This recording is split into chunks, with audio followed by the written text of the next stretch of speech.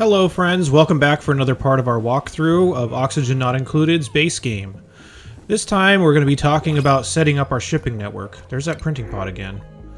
Our food's feeling pretty good. Can't cook, can't build, bad at building. These are fine. Okay, sure. Another Lindsay. We're getting a bunch of duplicants. Duplicants. Alright, anyway. Let's set up our shipping network. So what I'm going to do is I'm going to select somewhere that's pretty central on the map. I usually like to do it somewhere near my bedrooms or my bathrooms because there's not a lot of stuff that needs to be shipped to either of those locations. And I'm just going to pick that location and I'm going to start building like a central sorting area for everything that I ship. There is technically more efficient ways to do this. But because this is more of a beginner's walkthrough and because it can really be a pain on space to maintain a more power efficient way of doing this, I'm just going to do it like this. I'm going to set up about 4 of these conveyor chutes, which is basically where any material that I want shipped and sorted will come out of one of these 4 spots.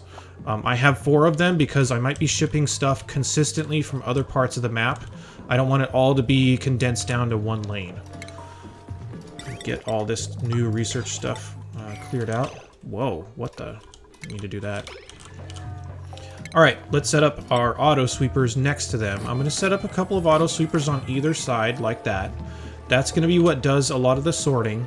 And then if I want something to be shipped out somewhere, I'm going to set it up like this. So for example, let's say one of the first things we want to send out is our coal. I don't want to necessarily have duplicants loading this manually all the time. So let's set up a really simple thing for that.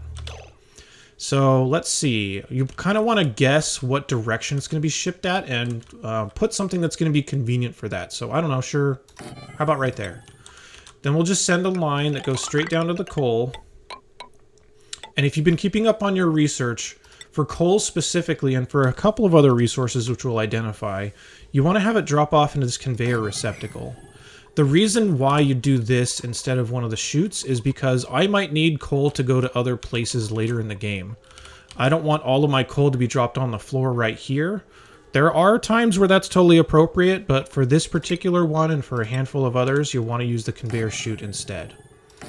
Then you want to put your auto sweepers next to your coal generators, and that'll be what loads the coal. So let's let my duplicants build this really quickly. Gotta hook up the power to everything, of course.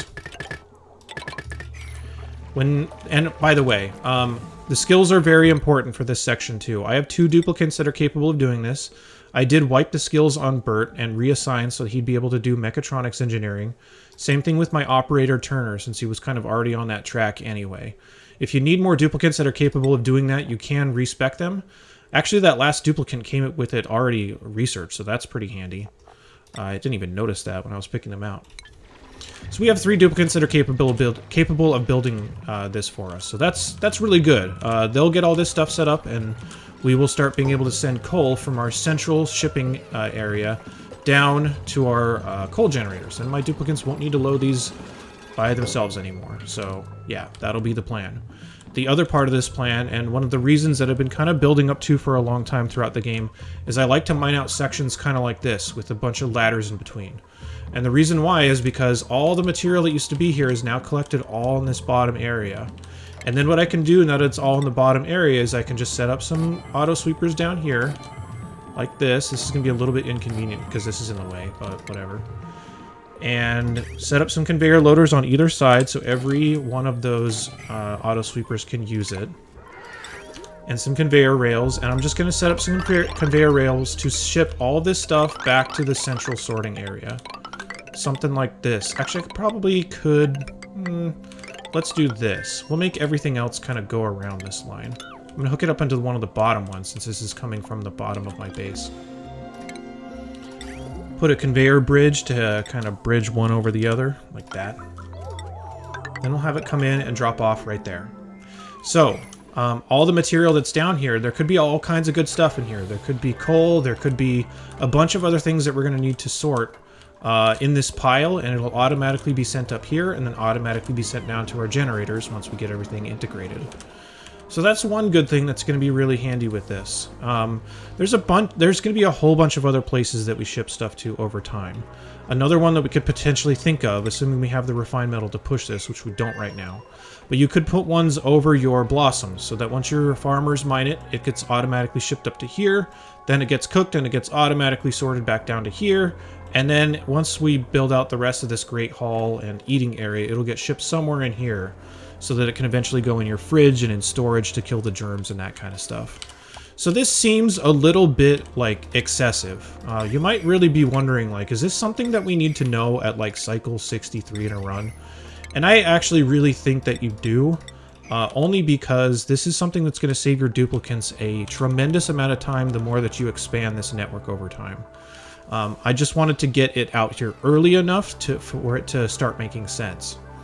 The other thing to think about, too, is we're dependent on coal. Coal is our exclusive power producer right now, but the problem is that coal is a limited resource, and we're going to need more coal as the game goes on. So what I'm going to do also that's going to be very reliant on the shipping network is I'm first going to move this down because I want it to be out of the way.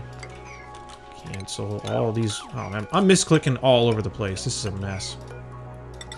But what I want to do is I want to set up an area that's going to be for ranching. And I'm going to be ranching these hatchlings because these hatchlings are going to be able to eat some of the really common material on the map and turn it into coal, which I can then automatically ship out of there and send in my sorting facility, which will then go down to my generators. So all this stuff will start to really make sense as time goes on. By the way, there's probably some coal down here that I could start getting shipped up here as well. So I'll set that to all because I want all of the stuff that these conveyor loaders can reach, or rather auto sweepers can reach, in order to send it up there. And we'll see this in action here in just a second. I just need to connect the power and do a couple other things here really quickly. But I'm going to start prepping this area. We'll talk about that in the next video. But I want to prep an area to start getting it ready for my hatches to be ranched. I'll do just something simple like this. Get the ladders there so all the stuff is out of the way. So yeah. I'm misclicking all over the place. Espresso machines, we don't need that. Alright. So, now that we have the bin up here that's going to be used to send coal to our generators, we need to actually spec it for that. So, in consumable ore and coal is where we want to go. And that should be good. Now, I'm just going to go ahead and rush this so our duplicants can get this going, because there is one more piece of automation that I want to put on these, only because the conveyor loaders are going to unload slower than the auto sweepers can load them. This is yet another instance of we could be spending a lot of power doing really unnecessary things by keeping these auto sweepers running all the time. So what I'm going to do with these auto sweepers that we have, and this is mostly just for mass shipping out. If it's one of these, you don't necessarily need to put it on automation. But if you're just shipping out a massive amount of stuff from one location to the other, you want to put your auto sweepers on some kind of automation. So I'm going to use a timer sensor, and I'm going to connect this timer sensor up to every one of my auto sweepers, like this. Once they get that built, we'll set the timing on there, and then you'll kind of see this all in action. And it looks like we almost have all of our rails done. I'm gonna prioritize this as well, just so my duplicants can get all this stuff set up. So the whole point of this is shipping. I want to have this all up and running so that you can see what's happening with it. Alright, this timer sensor, basically what it does is it has a section where it sends green, which is basically on, and a section where it sends red, which is basically off. For the timings that I want to set up for this, these numbers work out pretty well for these auto sweepers. This would mean that cumulatively, my auto sweepers will only be on maybe like a fourth of the time, a little bit more than that. But if they're only on a fourth of the time, that means that I'm saving 3/4 of the power that they would normally consume. Now that they're on and that everything is connected, you can see that they do fill up these conveyor loaders quite a bit. The conveyor loaders will send all of the stuff up the rails and to the drop-off point. And then if any coal comes out of these chutes, regardless of where it's from, it's going to get sorted down into here, sent down to this conveyor receptacle, and loaded into my coal generators.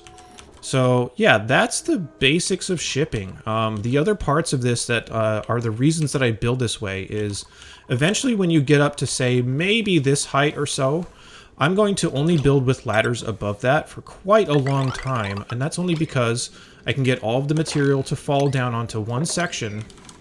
So if I move this water out of the way, which I eventually will, basically everything in this area can be all collected automatically at this one spot. And then if I want to ship it over to be sorted into the rest of my network, I can just set up the exact same thing. So I'll just do something like this. And I also have these deodorizers at the bottom just in case any slime or anything like that lands down here.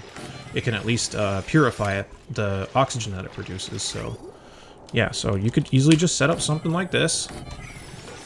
These two can reach this one, by the way. If they can reach the bottom of the receptacle, then you're good to go. Yeah, and then just set up a simple conveyor rail, something like this. Send it over into one of the drop-off points, and yeah, there you go. Anything that gets mined and falls down from right here will get shipped into my network. So, very useful, very robust system that I think is going to be important going forward. In the next video... messed that up. In the next video, we'll be talking a lot about getting our ranching going. And ranching is going to make use of this shipping system, which is why I've waited until this point before we start doing it, so that we don't spend a lot of duplicant time running food for those hatches back and forth. We'll just automatically ship it all, and as long as we have a system to ship all of the stuff that we mine out back to the center, our hatches should be automatically fed for pretty much the rest of the game. So give me just a little bit to get some of this other ancillary stuff set up, and I'll be right back with a video here in probably just a couple cycles where we can get our ranching started. Thanks for watching, and I'll see you in a bit.